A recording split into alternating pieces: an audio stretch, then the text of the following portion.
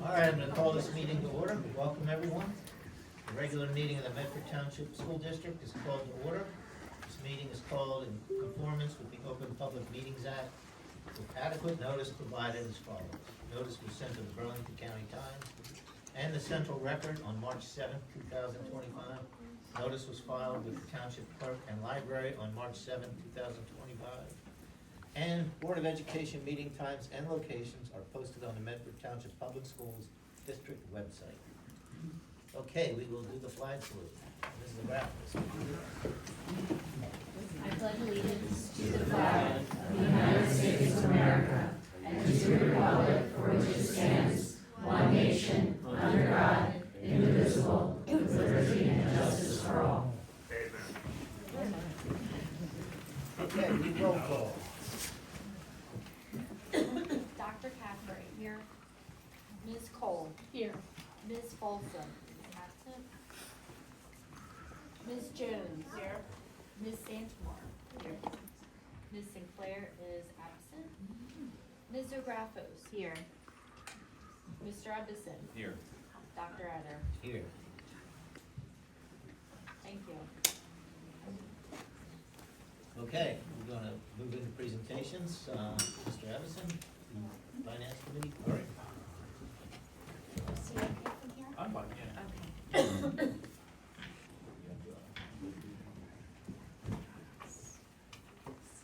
He's got Mark's working on it. I think that he's kind of giving him a hard time. Yeah, if you see a freeze, it's because our communication between computers, our wireless is of course acting up tonight. It heard that we're gonna have a full house, so, that's what happens, right?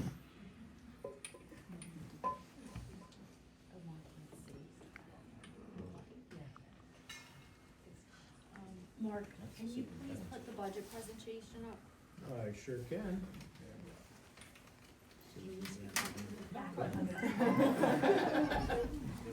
sure? Yeah. Okay. All right, good evening. I'm going to present on our budget as we move through our budget timeline. We like to start with our mission statement,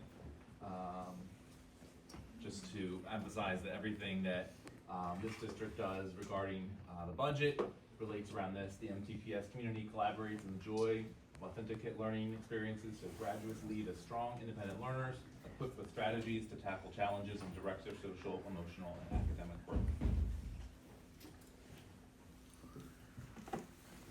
There we go. All right, so the good news is that we're getting towards the end of the process. For those of you not familiar with the budget process for school districts, it's a long and cumbersome road, but here we are submitting our, introducing the budget and approval to submit to the county this evening. On April 28th, 2025 will be our public hearing and the adoption of our 2025-2026 budget. So we've, over the past two meetings, we've gone through, the first one we went through our revenues, the second one we went through our expenses, and we're gonna kind of recap everything here, but a lot of this you have seen, but you can see comparing between 2024 and 2025, the difference in terms of the revenue coming in, and there's a difference there of over $5 million. For the board, any questions about that? Well, we're good. I think if you have questions, just let me know on the board, but you can go ahead, Mr. Damon. All right, state aid, which is not state aid, it's state funding.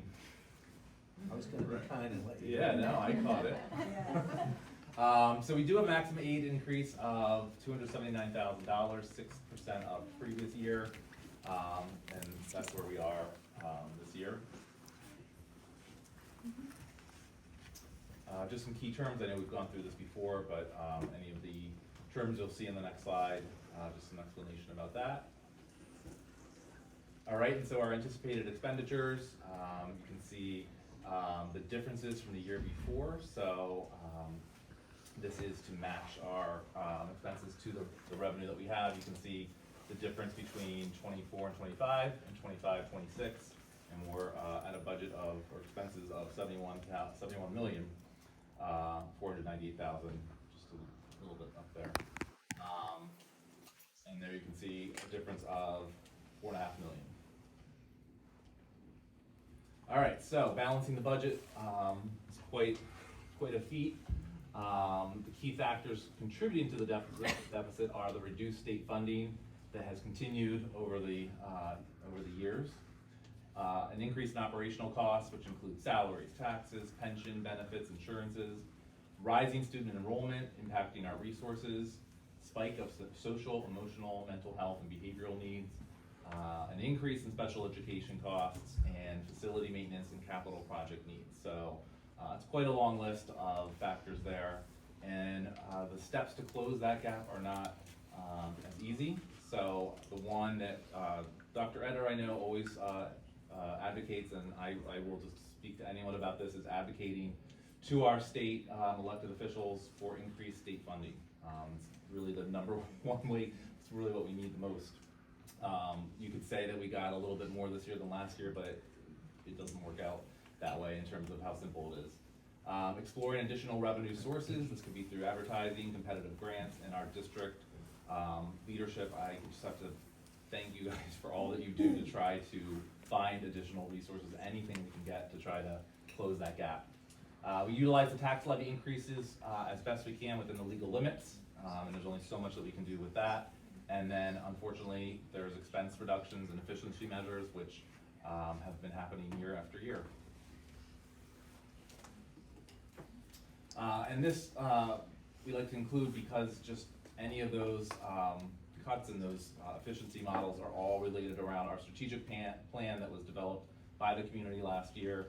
And these are the core areas that are central to keeping intact for our staff and our students and our families.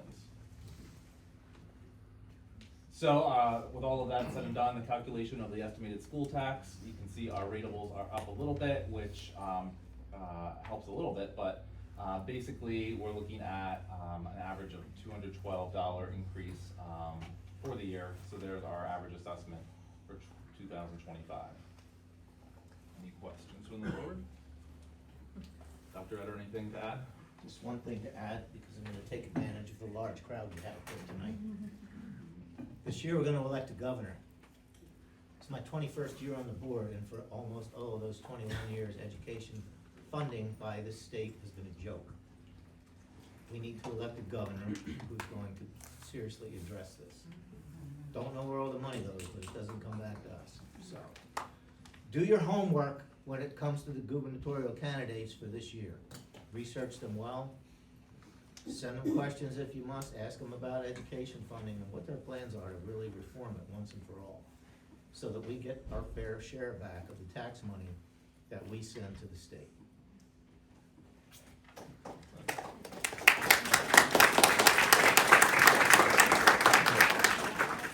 Go ahead.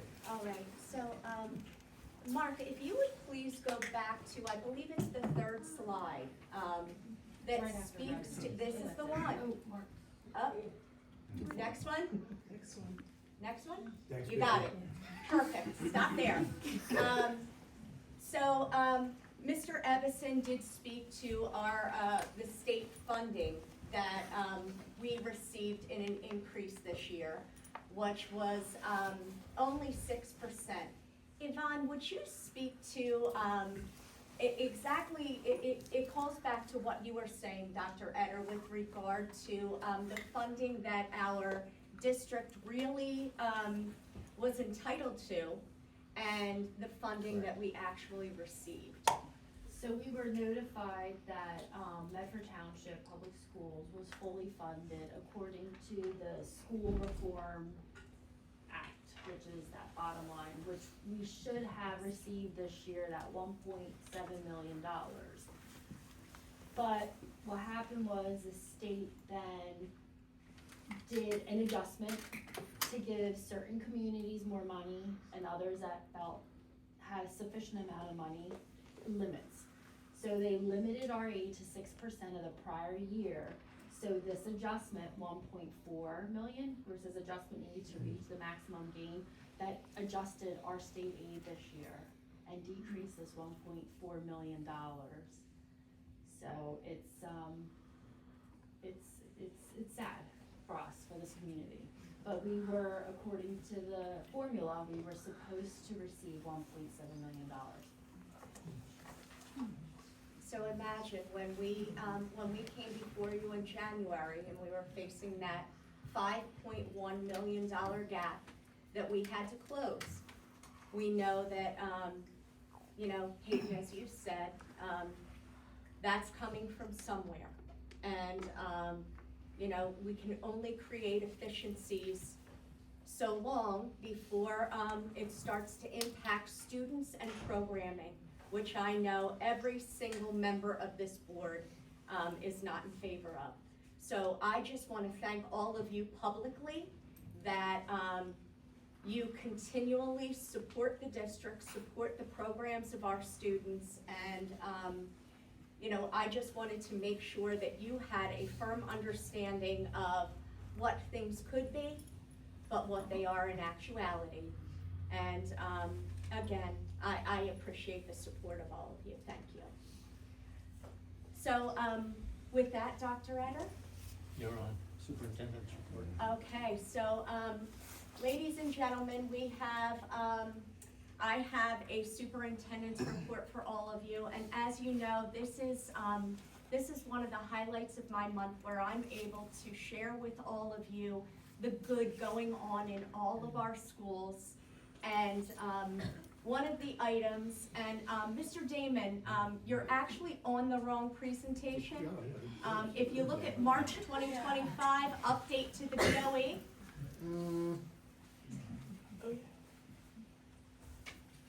It's not listed in the presentations. I had shared this with you.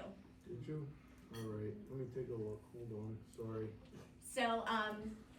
So ladies and gentlemen, I just want to let you all know that I actually had a fall, and you'll notice that I'm moving around pretty gingerly.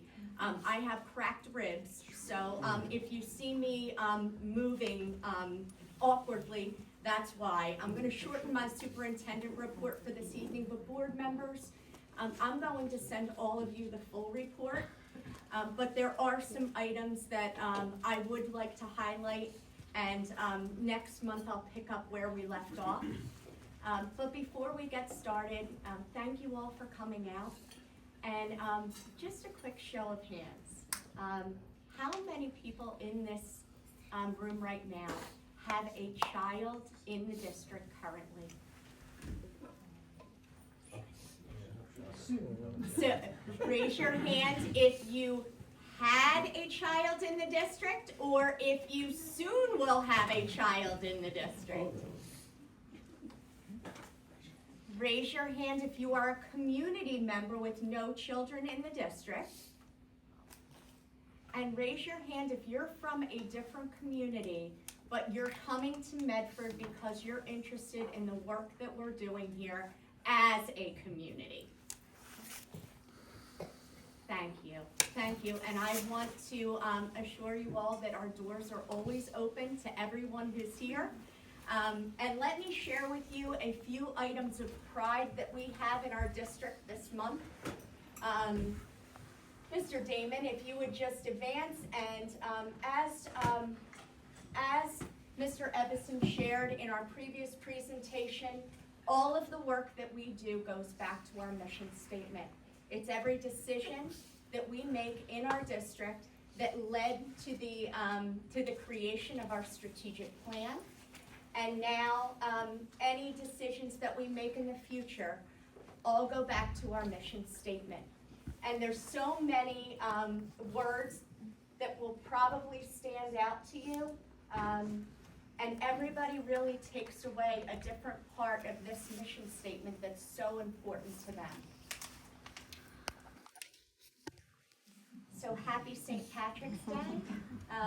Although I did not get to experience the fun of this today for obvious reasons, you can see that our staff and our students all had a great time, and I even had, I think it was you, Mrs. O'Graffis, who said your children were at home waiting for the leprechauns to come. Yes. And what's so interesting is we both agreed that when we talked about our children, the leprechauns weren't something that we often saw in our house.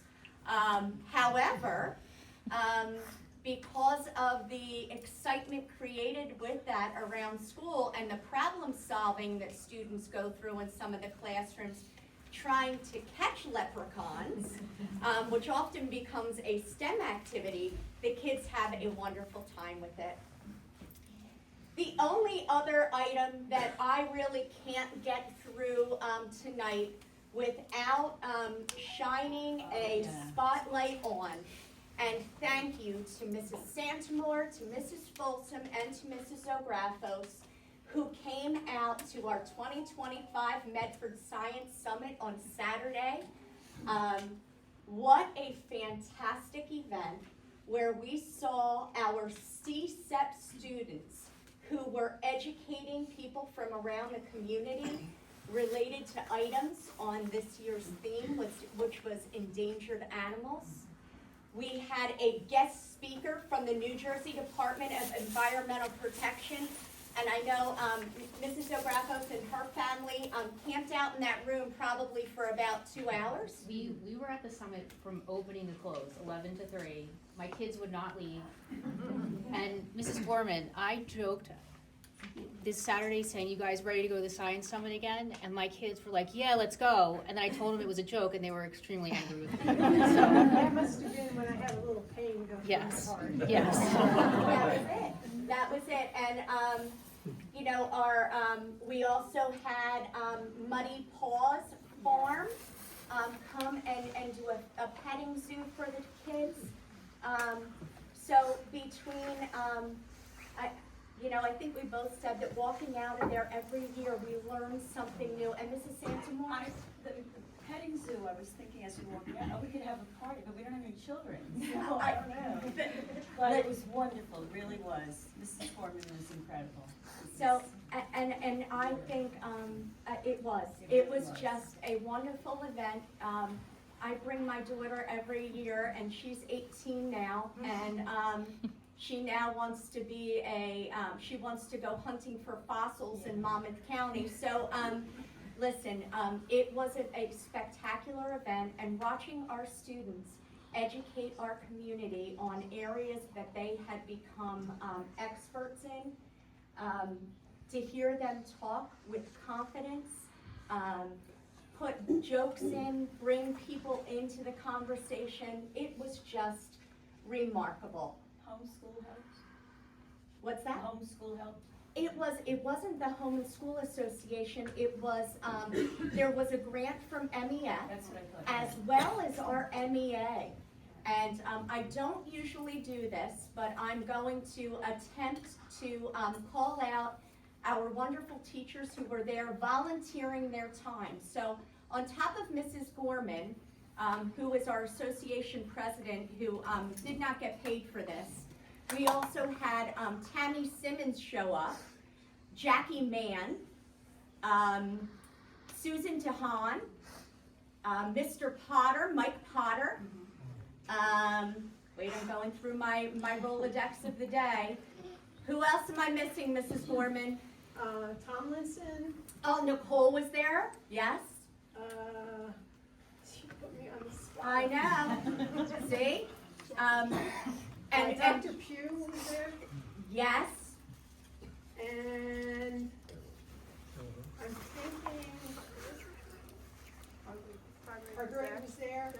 oh, that's right, Annalise Hargrave, yes. Yep. And I will tell you, you know why these teachers showed up? Because the CSEP students wrote them a letter that said it would mean so much if my teacher were there for me. So the teachers gave up a Saturday with their families, and they came over to the Science Summit, and this is what our staff does for kids. So, aside from Mrs. Gorman, who pulls money out of her own pocket and stays till 9, 10 o'clock at night every night, working and preparing for this event, and all of our teachers who were involved in it, and if I missed your name, I'm going to send an email to the board tomorrow, I promise. But I'd like to ask everyone to join me in giving Mrs. Gorman a round of applause.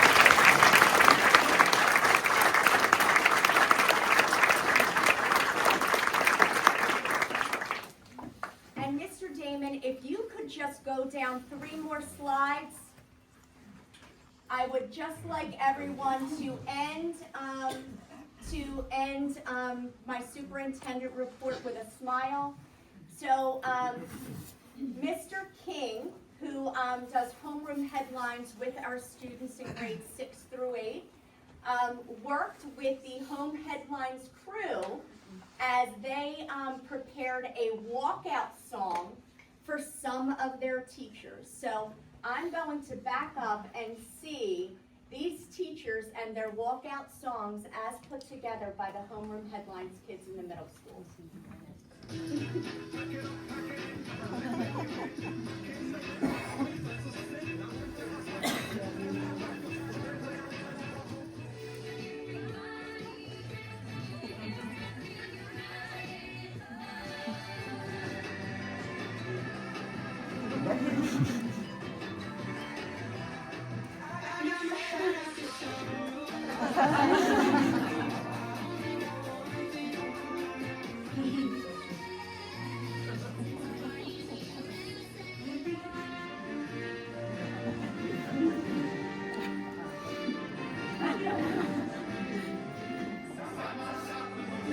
Hey, there he is.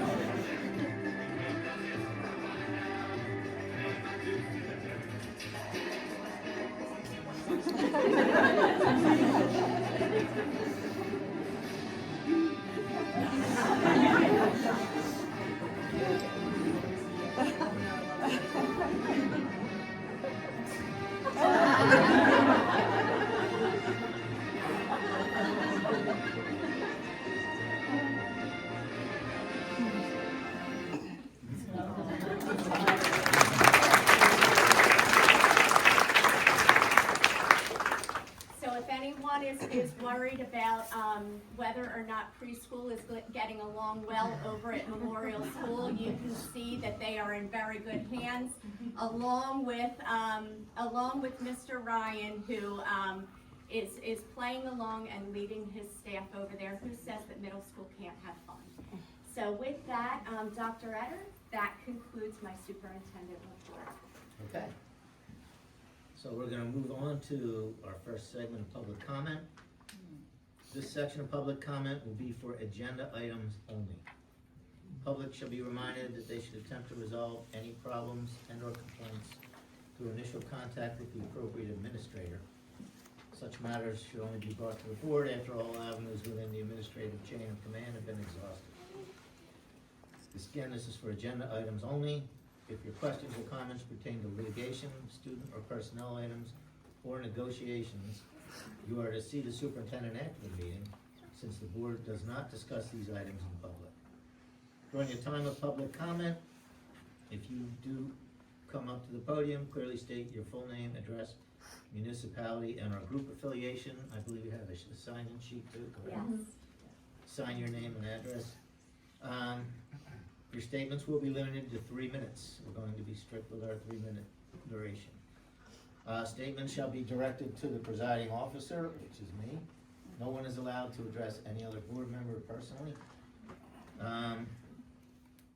Again, you have 3 minutes to make your comments. This is not a Q&A, so we will not be answering. If information needs to be provided to you, the appropriate administrator will get back to you. So we are now open for public comment on agenda items only.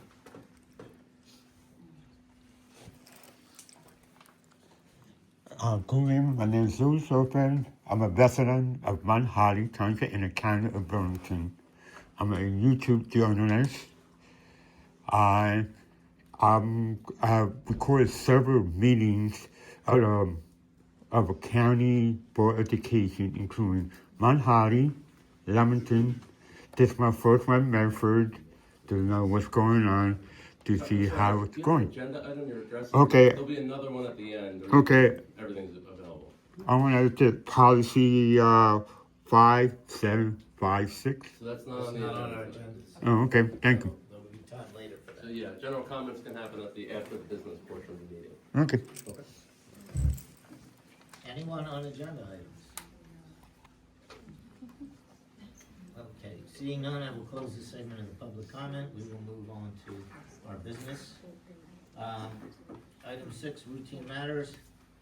I move for approval, items 6.01 through 6.05. Second. Oh, some, Second. Second. sorry. No, you're right. Second. Oh, all right.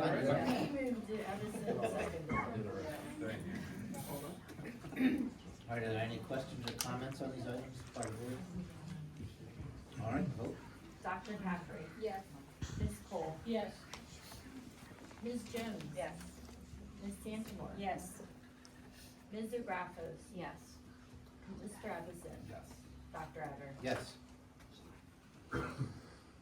All right, we'll move on to item 7, approval of bills. Mr. Evison.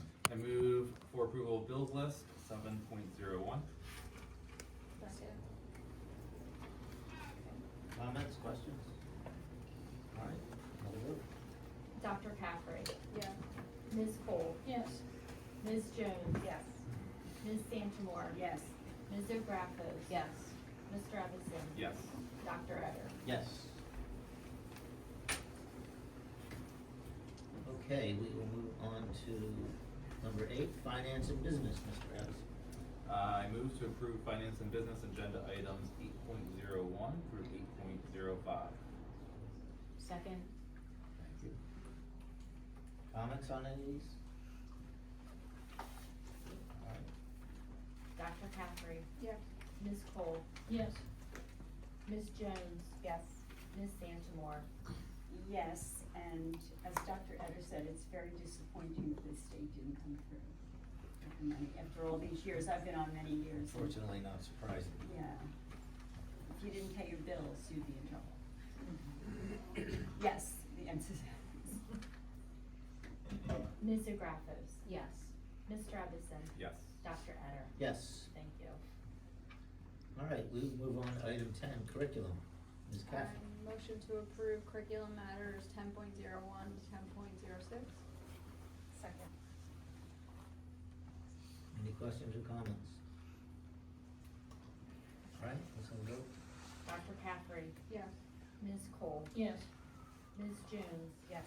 Ms. Santamore? Yes. Ms. Zagrafos? Yes. Mr. Evison? Yes. Dr. Etter? Yes. Okay, item 11, personnel, employee relations. Ms. Cole. Thank you, Dr. Etter. I move the following personnel employee relations items, 11.1 through 11.07. Second.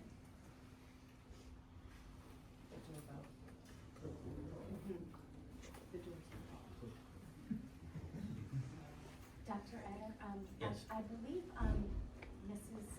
Cole had a committee report. I do. If we do that during the comments, portion of this before, we do roll call? Sure can. Okay. All right. The Personnel Committee met on Thursday, March 13th. Mrs. Gusa and Mr. Damon reviewed the thorough selection process, which included a 3-round interview process with input from administrators, Haynes staff, and parents of 5th and 6th grade students. 23 staff, administrators, and parents participated in the principal's selection. In addition to the interviews, the successful candidate underwent reference checks and artifact reviews. The committee supports Mrs. Scusa's recommendation of Melissa Barnett as principal of Haynes 6th Grade Center. Her name appears on the consent agenda this evening. That's it. So we actually have, Melissa Barnett here. We'll wait for a roll call and then, So it's official. go ahead. All right. Dr. Caffrey? Yes. Ms. Cole? Yes. Ms. Jones? Yes. Ms. Santamore? Yes. Ms. Zagrafos? Yes. Mr. Evison? Yes. Dr. Etter? Yes. I'll be the first to say it's official. Welcome, Melissa. Stand up.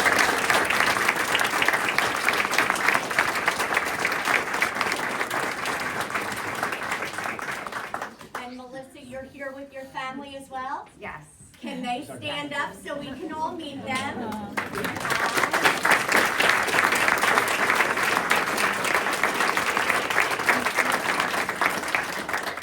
Welcome to the Medford Township Public Schools, and I'm going to ask any teachers from the Haynes 6th grade center who were so excited to meet you. Raise your hand, Haynes teachers.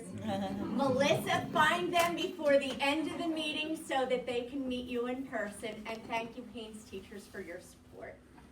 Thank you, Dr. Etter, and congratulations again. Okay, we will move on to facilities and safety. Ms. Sinclair is absent, so I will make a motion for approval of item 12.01. Second. Thank you. Any comments on that? Okay, all in favor? Aye. Opposed? Any abstentions?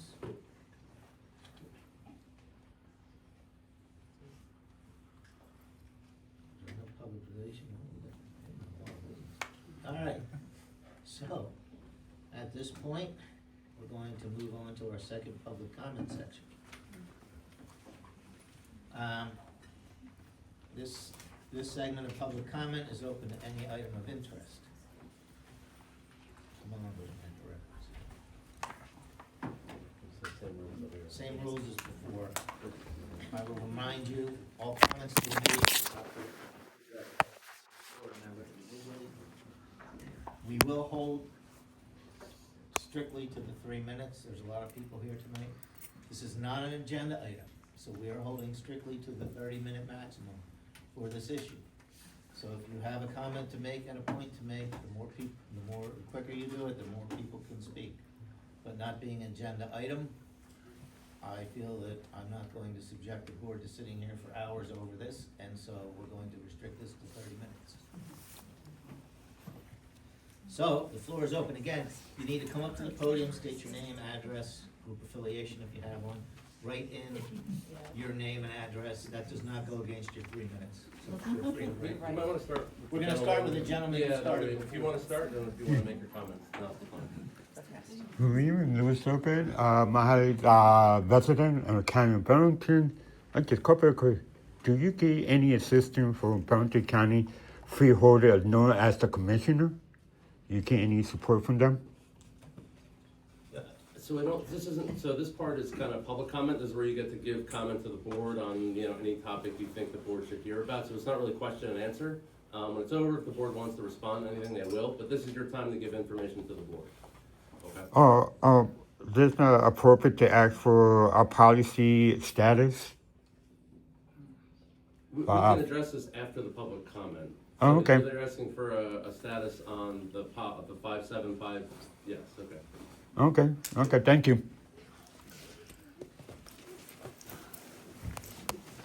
I timed it right to the 3 minutes. There's no pen here to write. Oh, I have one. There you go, I got one. Thank you. I appreciate that. I already told you. My name is Beth Clement. I'm a resident of Medford. And thank you for the time tonight. Those who want to repeal policy 5756 and using the argument of parental rights seem to have forgotten that their children have rights as well. According to the New Jersey State Bar Association handbook regarding certain student rights, which was created in 2011 by the ACLU of New Jersey, the Supreme Court has ruled that minors have a constitutional right to privacy even from their parents. At least one federal court has ruled that disclosing a student's sexuality to his or her parents without the student's consent violates the student's right to privacy. We cannot control everything our children do or the path they choose. We can trust them, love them, support them, let them fall at times, but always be there to pick them up. The courage it takes to tell someone that your internal self does not match your external self is extraordinary. I have been in awe of the bravery of so many people I know, including children, to share their truth. There is a child I know who experienced selective mutism rather than hear their own voice, as it did not align with their internal voice. And once a child was able to identify that the source of their pain was that they were transgender, they began to speak again. Outing anyone before they are ready is cruel and potentially dangerous, and asking to be called a different name or pronoun does not mean the school is changing the gender. It means they are respecting the autonomy of that child who is desperately trying to figure themselves out. I know children who've been thrown out of their homes. I know parents who've gotten divorced because one refused to accept their child, so parents are not always safe to tell. As parents, we naturally want to protect our kids to make their lives easier and painless, but we cannot control everything. Our vision of the path their lives will take is not the path they may choose, and don't we want a world where everyone will help our kids find their path? There are thousands of stories from highly successful people who say a teacher was the one who saved them, encouraged them, and gave them confidence to succeed. Do we trust our teachers to keep our students safe or not? Some say teachers should have guns in their classrooms to protect their students from school shooters, but we can't trust them to accept a child's request to be called a different name or pronoun. This is not a complete social transition, as opponents call it. It's respect for that child's autonomy and their attempt to make sense of what they're feeling and to try to see if it makes them feel better. What we are seeing right now is manufactured panic, a solution in search of a problem, the false belief that educators are indoctrinating children and forcing them to change their gender. For what purpose? Who benefits from that? In a recent survey, there were 42,000 people between ages 6 and 17 who were diagnosed with gender dysphoria in the entire country. Overall, 0.6% of our population identifies as transgender.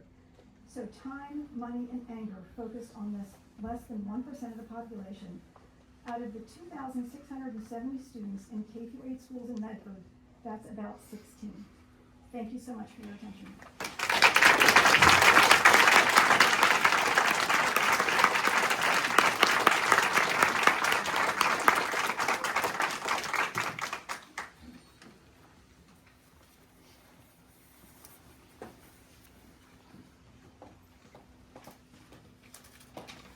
Hello, my name's Allie Ward. I'm actually from Marlton, but I'm a longtime resident and I have lots of friends here in Medford. I'm a mom of a transgender daughter as well as a cisgender daughter and son. They were raised in public school system here locally, as was I. With my daughter's permission, after speaking with her about Bill 5756, I'd like to give her perspective. My daughter came out to us, her parents, early in high school, but she knew that she was transgender for a long time before she told us. At a young age, in elementary school and early middle school, she didn't know that there was a term for what she was experiencing. And she researched for a really long time to understand herself and others. Even with an outlook of loving inclusion in our home, where we've been to pride events, and we're part of the LGBTQ community, my daughter was still afraid to tell me that she's trans. She feels lucky that she had teachers and school staff who made her feel safe in being who she is. Those adults let her try out different names, pronouns, without making her feel like she was wrong and trying to find out where she fits in. She was bullied in school, but only after she came out as trans, only after other kids knew that she was part of the LGBTQ community. As well, my cisgender daughter also decided to try a new name in school. The name change had nothing to do with her gender. She simply wanted to try another name, something that she could own herself. School staff had no issue using the name of her choosing, and I have no issue with my kids going by different names. A name is a gift from a parent or a guardian, one that a person can decide to do what to do with themselves. It's not an obligation to a parent. I myself go by different names depending on circumstance and audience. School staff showed my daughters care and support. They saw the need for a safe space and they provided. Staff who supported my daughters are part of the reason that both are now in college and living their life. And I'm nothing but indebted to the staff who gave my kids and all other kids a supportive learning environment. Everyone who has children in public school system knows that schools cannot give medication without signed guardian consent. This bill gives schools no rights to surgery, no rights to medication. The bill is simply giving all kids the very basic ability to know that school, regardless of outside influences or opinions, is a place of safety. We know that over 40% of homeless youth identify as LGBTQ, and those of us in the community know that that percentage is likely much higher. And that homelessness is a direct result of a lack of support from people at home, from parents kicking their children out, to physical or mental abuse of their kids who have come out, to kids who leave home because they believe that home will be unsafe once they come out. That's your 3 minutes. Okay, You wanna- thank you for listening.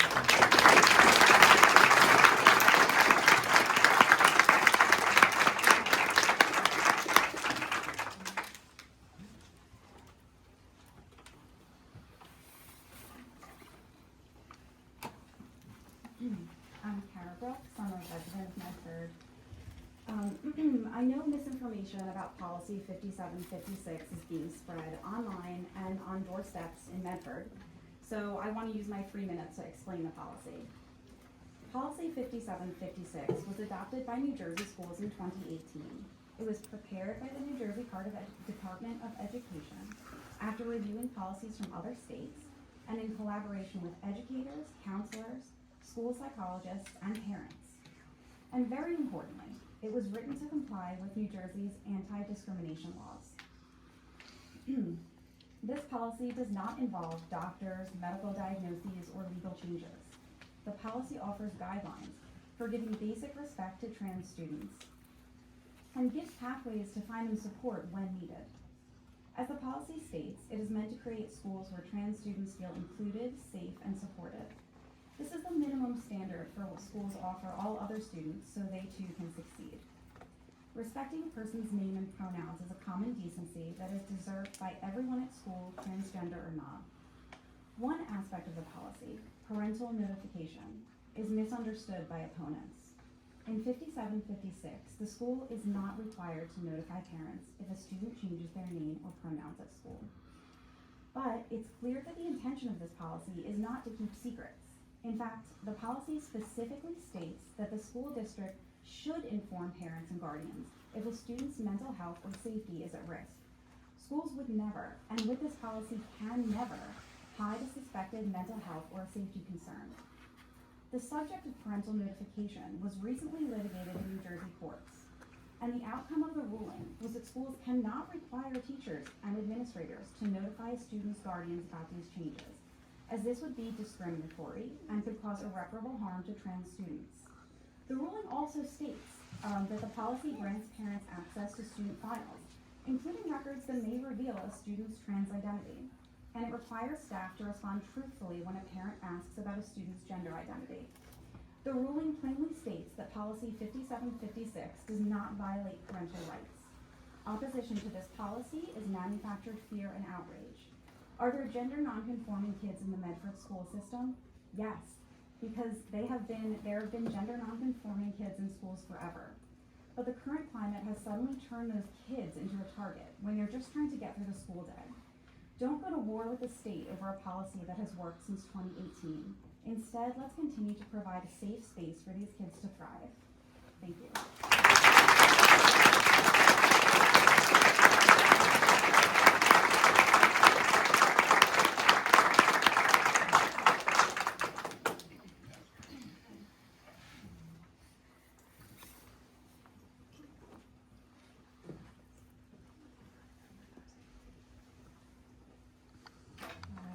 My name is Leslie Hurt, and I live in Medford. My address is here if you want to look at it. I'm speaking tonight about trust and safety.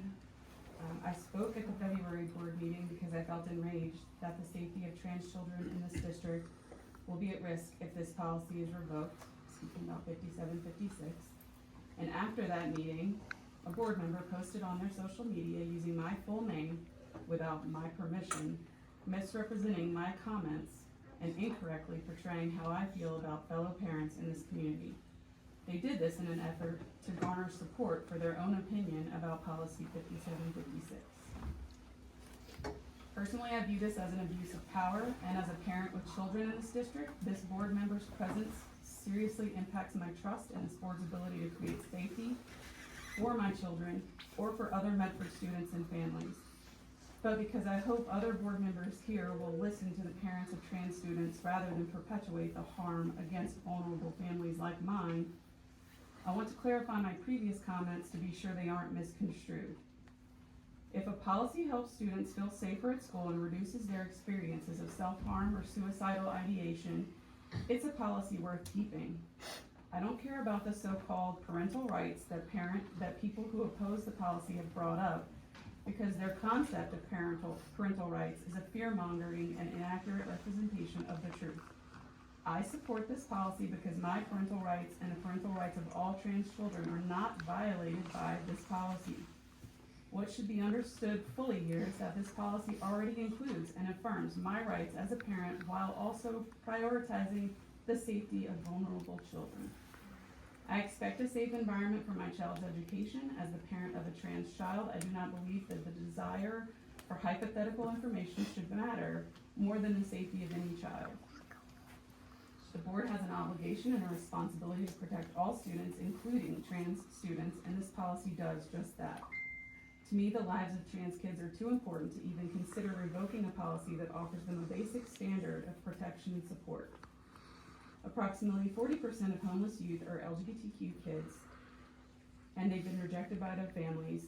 1/3 of trans children experience parental rejection. Suicide is the second leading cause of death among all young people aged 10 to 14, and the third leading cause of death among all 15 to 24-year-olds. People on the rainbow spectrum, LGBTQ friends, and kids are 4 times greater risk because they deal with bullying, harassment, and discrimination and are so often rejected by their families. Those who know that their own child might not tell them they're exploring gender should ask themselves why your kids wouldn't tell you. Usually because their homes aren't safe in that way. If you can't have honest conversations with your children, Excuse me. rest easy knowing that at least someone in the school can.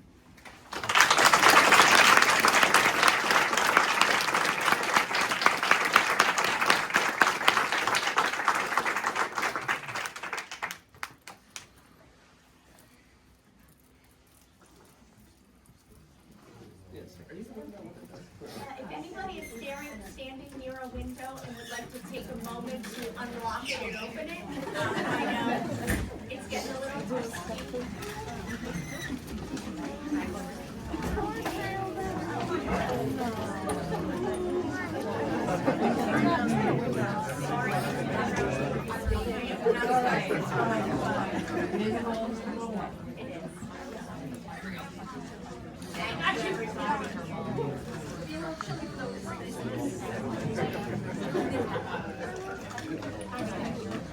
Good evening. My name is Patty Dockman. I live in Southampton.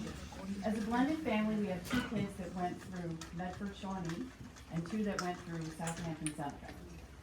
So I want to tell you a personal story. My youngest is trans, non-binary, and uses they, them pronouns. That was not a term I'd ever heard of someone growing up in the 70s and 80s. So when they were around 5 or so, and I started noticing them get upset if told to dress differently or act differently, I knew they didn't seem comfortable in their own skin.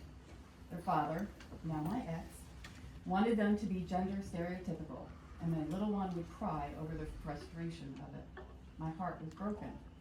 I would always say, you just be you. I want to guess that they were around 14 or 15 when they heard the term non-binary at a summer camp. It was like they had finally understood themselves after all those years. At that age, kids talk to their friends before their parents almost every time with everything. They had different friend groups that they talked to, tested out the waters of being able to finally be who they really are, and they picked a new name. After going through that natural process, then they told me. They were 16 by then. I'm certain they never thought I would have a problem with it. I was always inclusive in my support, and they knew and saw that their entire lives. They knew my acceptance levels. That didn't change the fact that I was not going to be the first person they told. It's the natural way teens process things. The next time I went onto the parent portal, I saw their name had been changed. And I cried, but with joy. I had never heard of 5756, wasn't on my radar, but I felt so pleased that the school was supporting them. I don't know at what stage exactly that support started, but I applauded it. The more people in the world that support my baby, the better. As a parent, we should not be so insecure as to be threatened by anyone else caring about our children. My child blossomed more and more after coming out. It's not an easy process and not one that can be rushed. Every person's journey is their own. Every parent is going to be viewed differently by their child. Mine never came out to their father. I had to tell him. Not because he had told my child not to be non-binary, but because they weren't sure how he would react. Our children love us. They seek our approval and our love. The thought of losing a parent's approval and love is very scary. They want to make sure of who they are before doing something that feels so risky. If they can practice with their friends, then teachers, then school administrators, that is only going to give them the strength to do the scariest part by coming out to family. I would like to thank the district for their support of 5756, their compassion and support for my child and me, and their ongoing dedication to our children.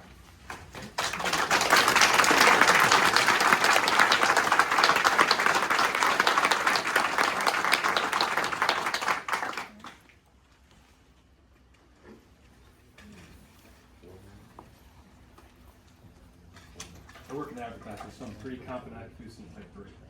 So I'll do my best. Honorable members of the school board, thank you for allowing me an opportunity to speak with you today. My name is Anderson Bradshaw, a resident of Medford with 2 children currently enrolled in the school district.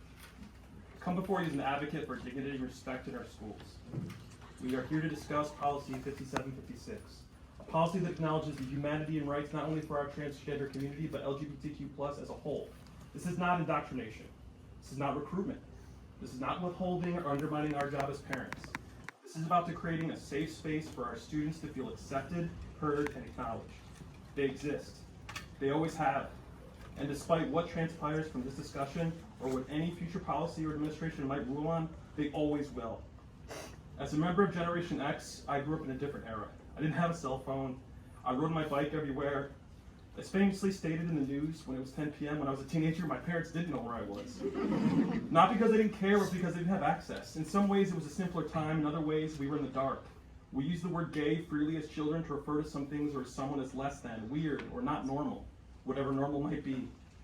What was normal then was for our LGBTQ+ friends to be afraid and ashamed, to not talk to their parents and to certainly not talk to their teachers, to experience depression and entertain suicidal thoughts, to let their grades slip, to lash out, to have to disconnect or be disconnected from their families and friends due to religious values, to have no options.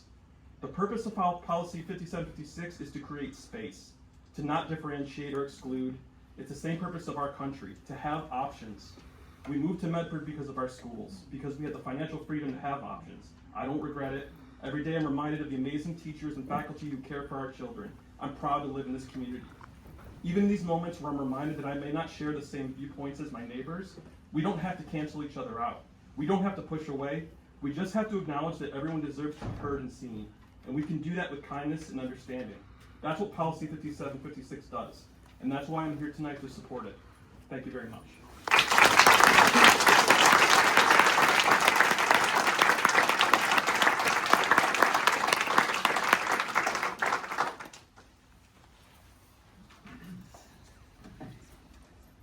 Hello, Zach Wilson. I live in Medford. I have 2 kids in the district. I wanted to come up today and tell a tale of 2 outings. My brother came out as a gay man in a letter to the editor in college. He let me read his letter to the editor, and that was how he told me that he was gay. My family and I had had suspicions throughout high school. We thought that may have been the case, but we were never pressuring of him. We supported him, let him know that we would always love him no matter what. And later on, I found out that he had had teachers in school that he had told about this. He had obviously friends at school that he had told about this. And they had supported him as well. And I was so happy that, even though I didn't know until later, that he had somebody at that time in those formative years that he could go through that difficulty with and share that information and be supported openly. I have a transgender cousin, and they did not get that support. They were homeschooled, and they knew very clearly that their teachers, their parents, would not support them. And so they didn't have anybody like that to talk to. And they struggled. And we are 15 years on, and they still struggle. Having that support early in your life is critical. Having a safe place to be yourself is critical. And school is such a huge part of our children's lives. It's so important that they feel safe there, and that we, as a community, that you as board members, that teachers and administrators all create that safe place where they can be themselves. And know that if they say that they don't want their parents to be told that because it's not safe for them, that we don't do that we don't break that safety, that we keep that safe space for them.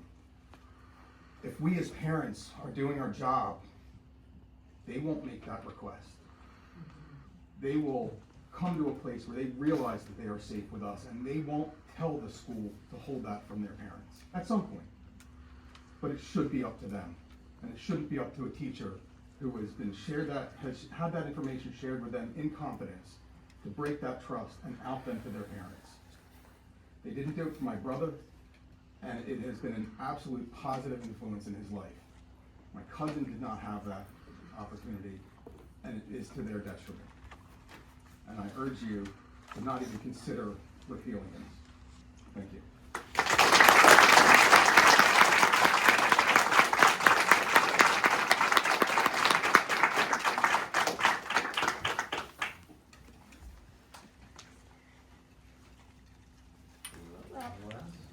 There's a huge group of people here. That need to, so real quick, my name's Jalen Ruther. So I just want to make it known that I support policy 5756. That's it. All right.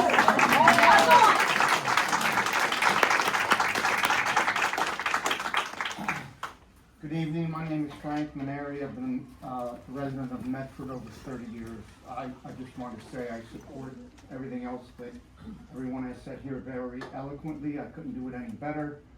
I think your mission statement speaks to the policy 5756. The Pledge of Allegiance talks about justice for all. Need to go any further.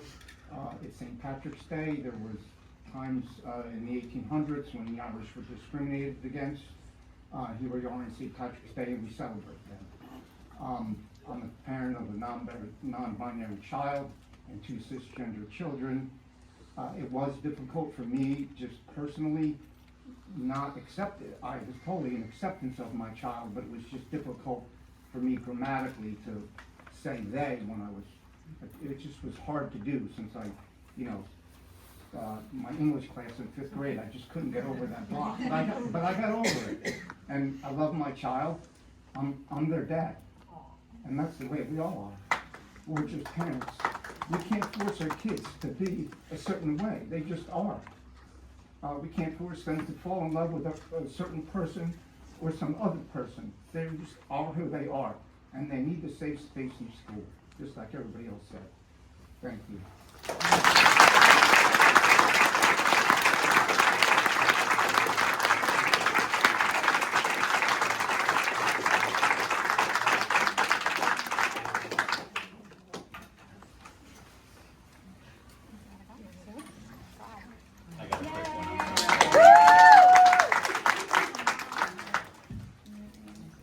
Hi, I am Steph Cologne.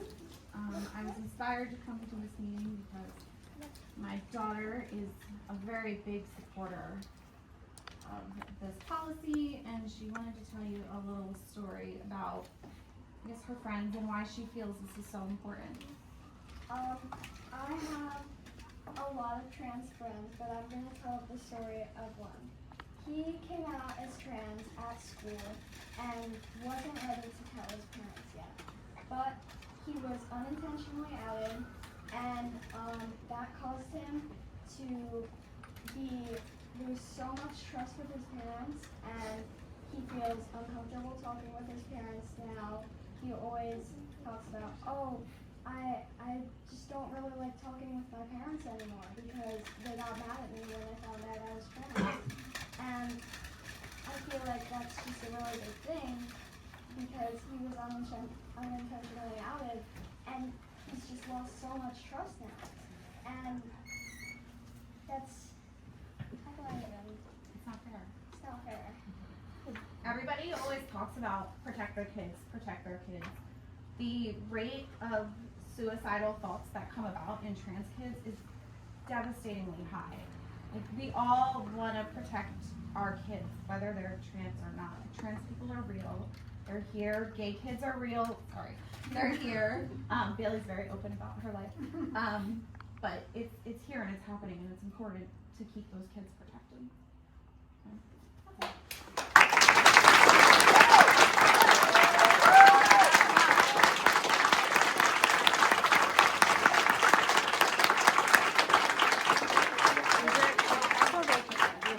Two more? Yeah. If you take the full time. I won't. You have more time? You want that? Yeah. My name's Ann Tatro. I'm also a resident of Medford, and I just wanted to say that I'm very supportive of this policy. Thank you. I'm sorry. I'm up here.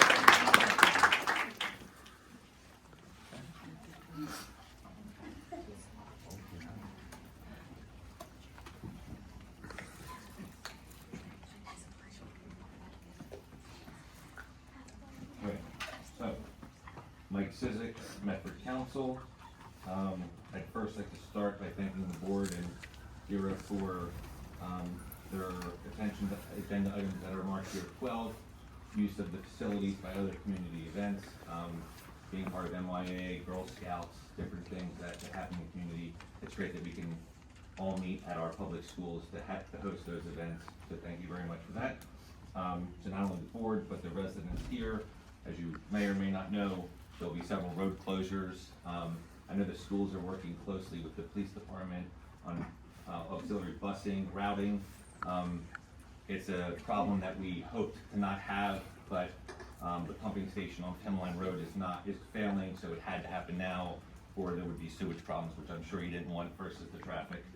And then in relation to budget shortfalls, Dr. Etter, I think I can speak for the whole town by saying that every dollar we spend is a hard-earned dollar, and even though we all choose to live in Medford, it's still tough when taxes go up, so we understand the challenges you're facing with your budget. We on the council level are facing the same challenges.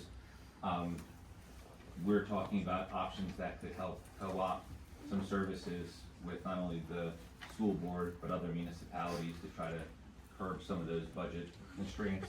And I want to thank Kira for meeting with the township as well for coming up with any and all options that Dr. Editors asked for.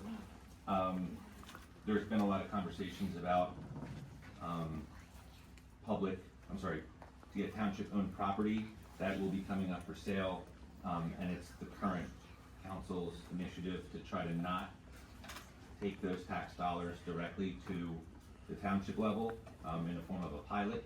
So we're working through different options to spread that money back through all the tax levies that are allocated to the residents. So just wanted to pass that on. Thank you. All right.